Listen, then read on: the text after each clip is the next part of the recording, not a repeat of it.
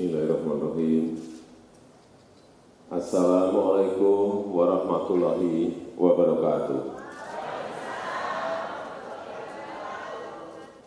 Selamat sore, salam sejahtera bagi kita semuanya. Shalom. Om Swastiastu, Namo Buddhaya, salam kebajikan. Yang saya hormati Ketua Umum Bapak Michael Lumbas, Pak Sekjen, Pak Ari, serta jajaran pengurus yang hadir, baik dari pusat maupun daerah, Bapak Ibu hadirin dan undangan yang berbahagia. Sore hari ini saya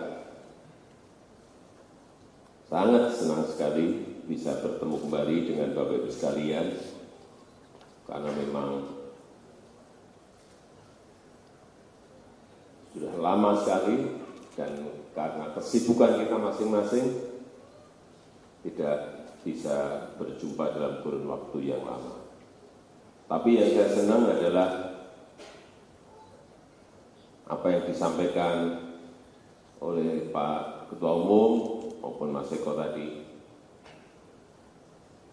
APJ harus Bapak Jokowi tidak gerusa-gerusu.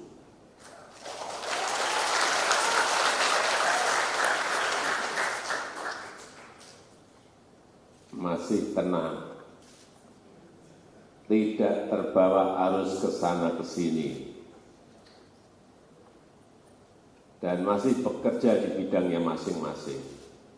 Itu yang juga saya lakukan. Kita sekarang ini masih bekerja dalam kondisi suasana global, suasana dunia yang tidak mudah, sangat sulit.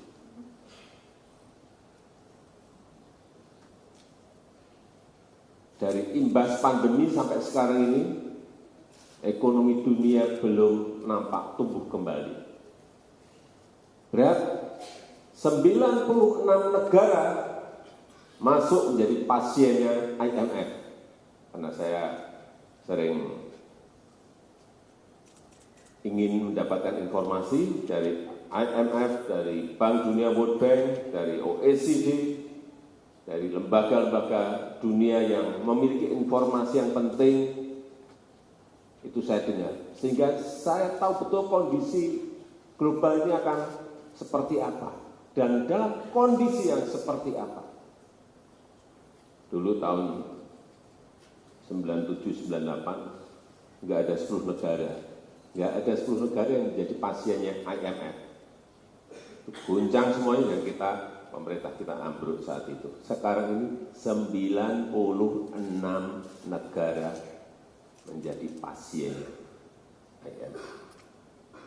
Sehingga kita patut bersyukur alhamdulillah. Negara kita masih pada posisi yang normal dengan pertumbuhan ekonomi tahun lalu 5,3%, kuartal pertama tahun ini 5,03%. Kalau kondisi ini terus bisa kita pertahankan, kita akan menjadi yang terbaik di seluruh dunia.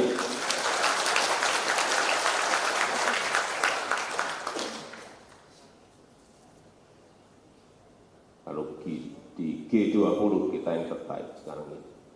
Jadi kalau kemarin waktu pas G20 di Bali, kita berani tegak, optimis, menyampaikan pandangan-pandangan terhadap suasana global. Kita juga berani, ya karena kita pada posisi yang baik. Dan yang lainnya pada posisi yang sangat sulit. Baik inflasinya, inflasi itu artinya apa? Harga-harga barang dan jasa semuanya naik. Kalau inflasinya tinggi, kita masih bisa kita pertahankan pada kondisi yang sangat normal. Inflasi kita tahun kemarin masih di angka 5,9.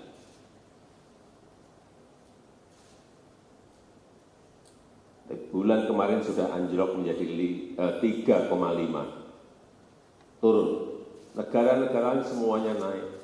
Bapak Ibu kalau punya saudara di Eropa, tanyakan berapa kenaikan harga gas.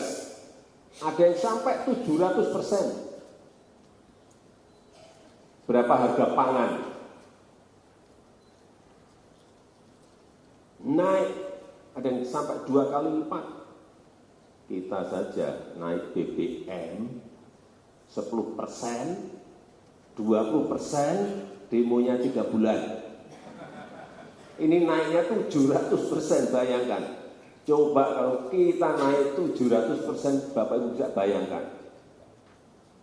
Setiap hari demo nggak akan ada, bisa nggak tahu berapa tahun.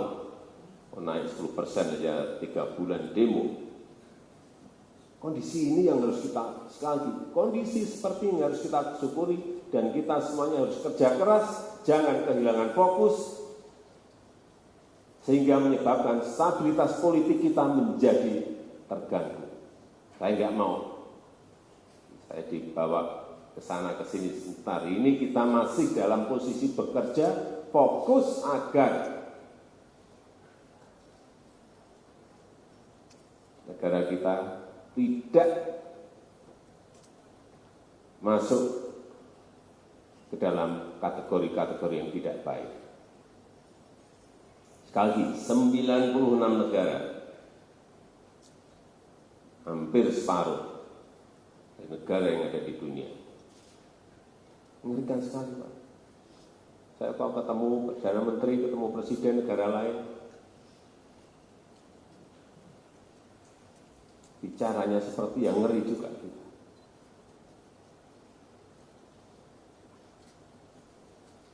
Negara-negara yang sudah maju, negara besar aja bergelimpangan seperti itu. Sekali lagi, ini yang harus kita syukuri. Jadi kalau saya ditarik ke sana, ya boleh, nggak apa-apa, senyum. Tarik ke sini ya boleh, senyum. Jangan kita terlalu tertarik ke dalam situasi, suasana tahun politik yang sampai saat ini kita lihat semuanya belum jelas. Koalisinya siapa? Dengan siapa?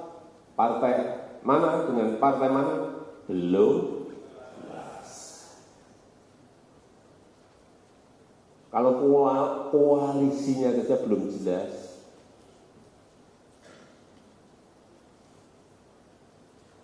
apa yang mau kita lakukan? Ya bekerja saja. Setuju? Bapak Ibu bekerja saja. Nanti kalau saatnya sudah sampai,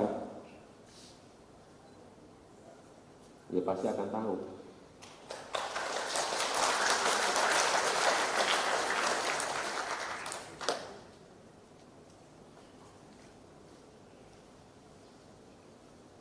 Cawapresnya siapa? Belum jelas.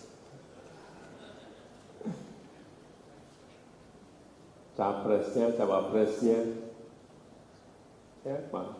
Cawapresnya. Masa belum jelas Bapak Ibu milih? Ya enggak? Ya jelas ya. Jadi jangan ngejar-ngejar Pak Ketum, suruh nanyakan ke saya, Pak siapa ini? Tanyakan ke Pak Jokowi, siapa ini? Jawaban saya, kerja. Bekerja. Agar kondisi negara ini tetap baik, ekonomi berjalan dengan baik, yang di bawah juga bisa bekerja dengan baik. Dulu nggak pernah saya tuh ngecek ke pasar tiap seminggu sekali 2 kali, nggak pernah. Karena kondisi dunia normal di periode pertama.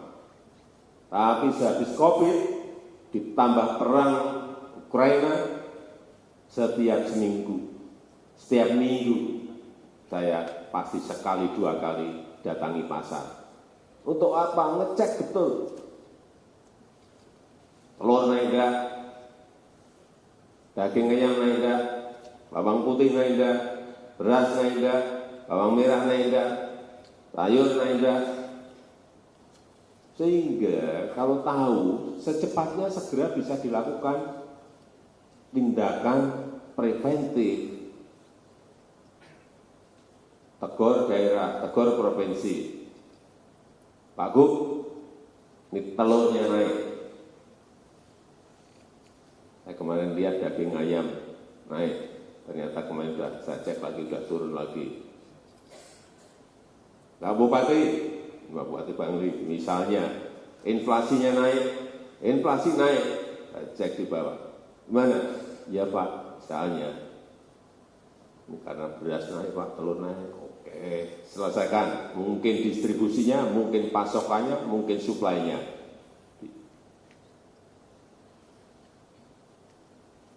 Nggak bisa lagi kita sekarang ini bekerja makro itu nggak bisa. Wah, strategi makronya nggak bisa. Sekarang ini kerja kalau tidak detail, dilihat satu persatu bisa lolos. Bahaya banget. Bahaya sekali.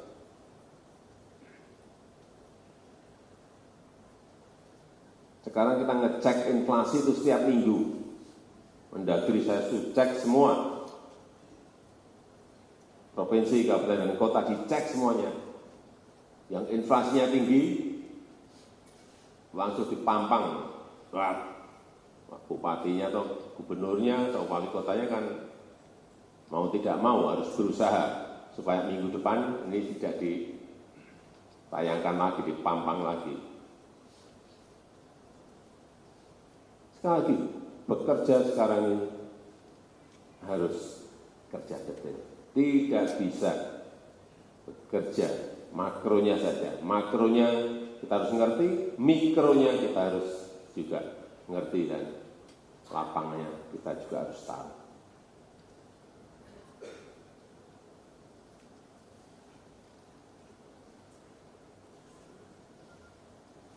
Saat beras naik, ibu-ibu teriak enggak? Asli. Saya ke bawah itu ke desa, ke kampung, Pak, beras naik ini Pak. Kenapa beras naik? Cek, karena harga pupuknya naik. Kenapa harga pupuk naik? Karena bahan baku untuk pupuk juga naik. Kenapa bahan baku pupuk itu naik? Karena bahan bakunya dari Rusia sama dari Ukraina. Di sana perang. Cari bahannya jadi sulit, rebutan semua negara, harga naik. Bahan bakunya, sehingga pupuknya juga ikut naik.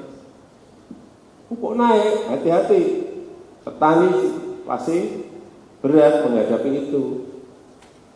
Sehingga mau tidak mau, karena ongkos produksinya naik, harga berasnya ikut naik.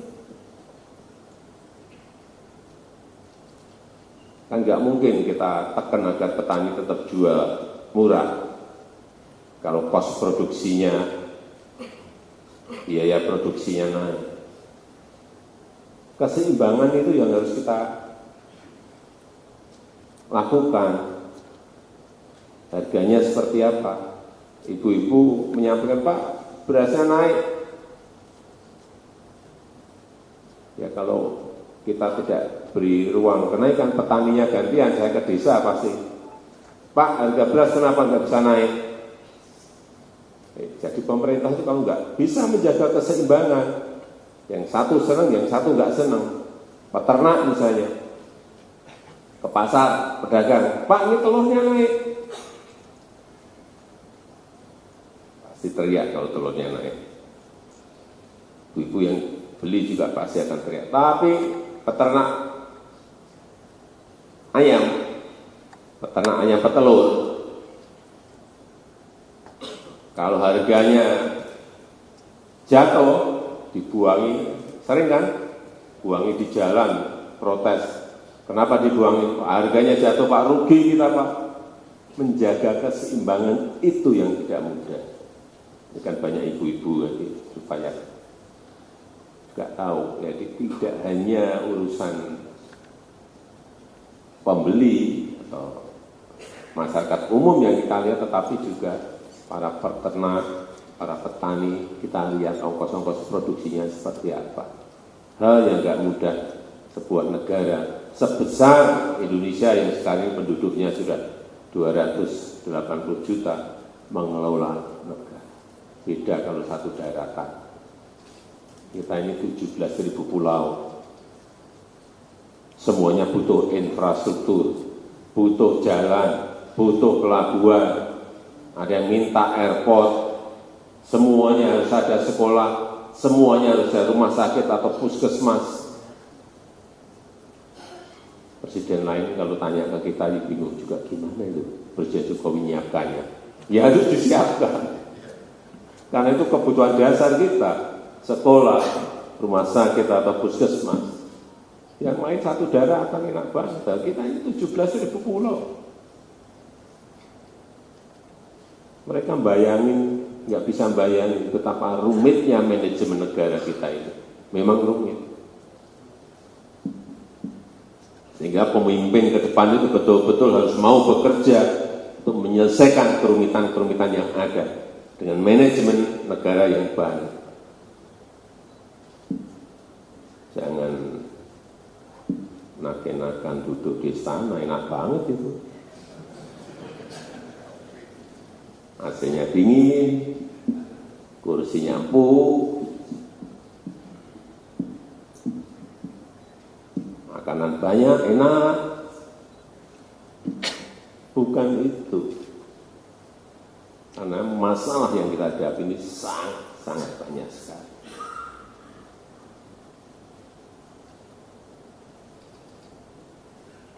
Sekali lagi, saya sangat menghargai Rakernas yang diadakan oleh HPJ dengan rekomendasi-rekomendasi yang tadi saya sudah dengar. Sekali lagi, terima kasih atas dukungan yang selama ini diberikan kepada pemerintah, kepada saya dalam menjalankan mandat yang diberikan rakyat, dan saya hanya bisa bekerja keras dengan kabinet yang kita miliki untuk menyelesaikan masalah-masalah yang ada. Masih banyak sekali kekurangan yang juga harus kita selesaikan, dan dalam waktu masih setahun lebih ini saya akan terus bekerja keras, dan kita harapkan negara kita akan baik, akan semakin baik, siapapun pemimpinnya ke depan. Tapi yang kita harapkan adalah pemimpin yang bisa membawa negara kita menjadi semakin baik. Saya rasa itu yang ingin saya sampaikan dalam kesempatan yang baik ini. Terima kasih. Saya tutup. Wassalamualaikum warahmatullahi wabarakatuh. Semoga Tuhan memberkati kita. Om Santi Santi Santi Om.